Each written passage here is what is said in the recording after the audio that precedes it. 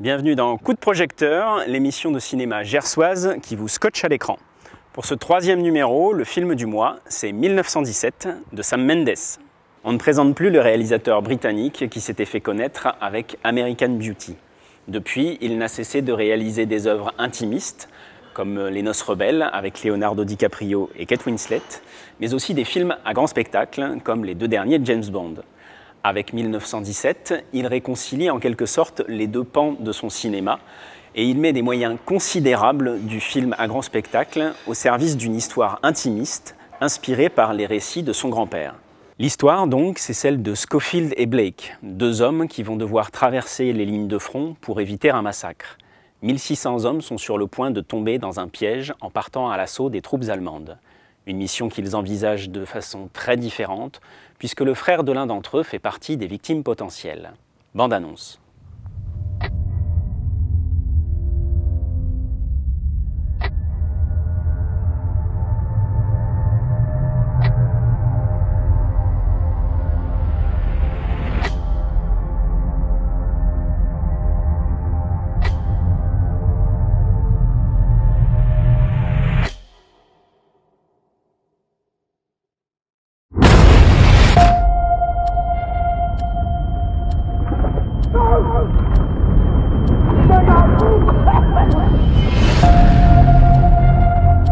You have a brother in the 2nd Battalion. Yes, sir.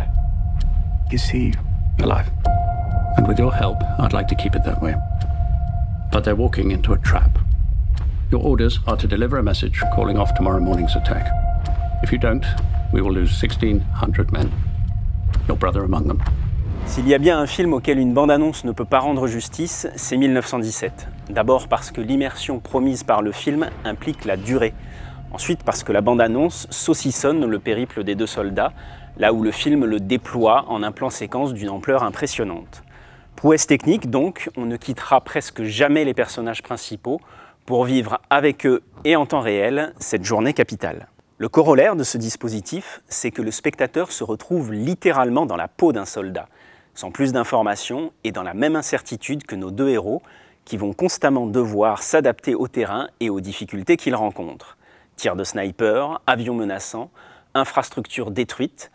Une immersion renforcée par le casting en cantonnant les acteurs connus au second rôle, le réalisateur fait reposer le film sur les épaules de George McKay et Dean Charles Chapman, deux jeunes acteurs talentueux dont les visages inconnus facilitent l'identification.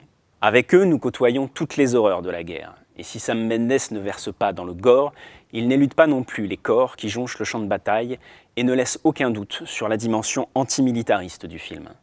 La mort règne, partout, surtout là où on ne l'attend pas, et la tension permanente présente en journée vire au cauchemar baroque lorsque la nuit arrive et que le cinéaste filme les ruelles d'un village en proie aux flammes.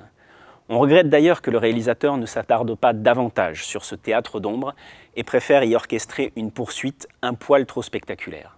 On peut faire quelques reproches au film de Sam Mendes, sa musique parfois trop envahissante, sa virtuosité technique qui a tendance à mettre l'émotion à distance.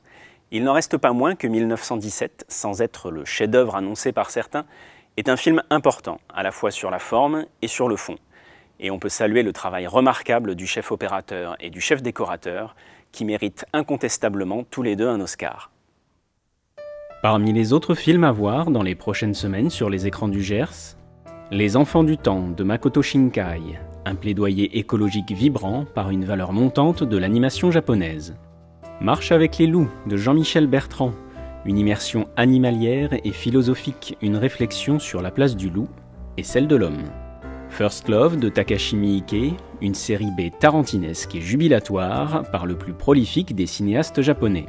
La Llorona de Jairo Bustamante, une fable politique qui convoque le réalisme magique pour dénoncer le massacre des Mayas. Dans le cadre des ciné-rétro, Eraserhead de David Lynch, une occasion unique de voir sur grand écran le premier film déjanté du Maître de l'étrange.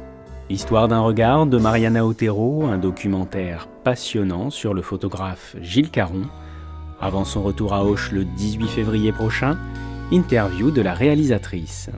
Gilles Caron a disparu, il y a quelque chose comme ça qui manque. Et j'avais envie à partir des photos de Gilles Caron, juste à partir de ça, de lui redonner un corps. de le réincarner juste à travers son regard et ses photographies. Et déchiffrer comme ça les images, c'est vraiment une passion que j'ai. Enfin, je pense que c'est lié à mon histoire, hein, mais il y a quelque chose pour moi qui est de l'ordre de l'incarnation. C'est-à-dire que au-delà de l'image, il y a quelqu'un qui est là, quoi. Et je le sens, quoi. Donc j'ai envie de le faire partager cette sensation au spectateur.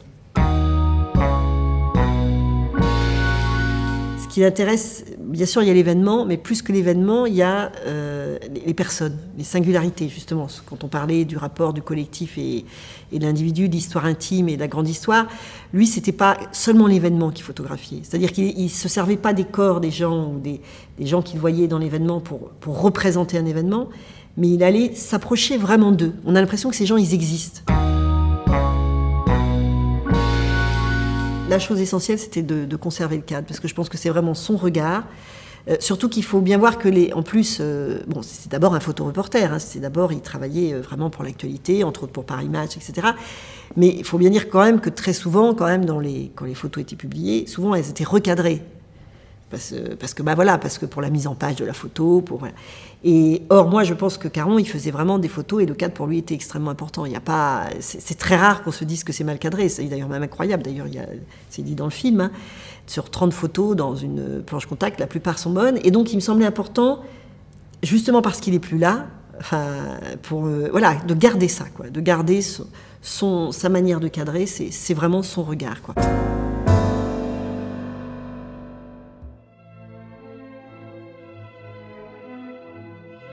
Donc on se retrouve pour le débat du mois avec François et moi-même. Ce mois-ci, on va vous parler d'un film qui n'est pas vraiment d'actualité, qui date de 1974, Zardoz de John Boorman avec Sean Connery, voilà, et Charlotte Rampling. You have a name. My name is Seth. I am an exterminator. Put that thing outside. On va peut-être juste dire un mot du synopsis de départ. Ouais. Donc c'est un film qui se passe dans un monde post-apocalyptique en 2293. Ça fait déjà 300 ans que la Terre a été ravagée, on ne sait pas trop par quoi, mais bon, en tout cas un désastre quelconque. Si on fait bien les comptes, ça veut dire qu'on est mal barré. Et dans ce monde post-apocalyptique qui a disparu, subsistent des barbares, on les appelle les brutes dans le film. Et qui sont sous la coupe d'un dieu, Zardoz, qui est représenté par une statue, la statue d'une tête géante qui vole comme ça, et qui, avec une ouverture comme ça du film assez marquante où la voix du dieu Zardoz annonce aux brutes que le fusil est bon et que le pénis est mal. Est-ce que c'est un porno chic années 70 ou est-ce que c'est un chef-d'œuvre? Non, je ne sais pas. Un chef-d'œuvre, faut peut-être pas pousser. Non, mais c'est quand même. Pour moi, c'est un film qui est hyper dense et c'est une sorte de fable à la fois métaphysique avec des résonances écologiques et qui. Alors, peut-être qu'il y avait des choses dans l'actualité de l'époque qui avaient inspiré le réalisateur, mais en tout cas aujourd'hui, ça reprend une actualité, en tout cas au niveau du discours, qui m'interpelle moi. Alors, moi je suis assez d'accord en fait avec ça, je suis d'accord, effectivement, il y a beaucoup de profondeur dans le scénario, dans les sujets qui sont traités, puisque alors on parle de transhumanisme, d'immortalité, etc., des sujets qui reviennent encore beaucoup dans l'actualité aujourd'hui, mais dans la forme, dans la façon de traiter tout ça, c'est ça que je trouve dommage, on est quand même dans une esthétique de porno chic des années 70. On n'est même pas à la limite du nanar. On est dans le nanar sur le plan formel. Après, faut resituer aussi. Et qui est assumé. C'est pas une question de budget. Pour le coup, c'est vraiment... on a voulu cette esthétique-là de carton-pâte, un petit peu factice, quoi. Ouais, donc toi, une esthétique qui te plaît pas, mais en même temps que tu reconnais qui est assumée. Je reconnais qu'elle est assumée. Et du coup, à ton avis, ça vient de... Il y a quelle volonté derrière? Alors voilà, justement, la volonté qui est derrière, toi, tu as une théorie, en quelque sorte, ce serait que tout le film parle de, justement, le côté factice de Dieu.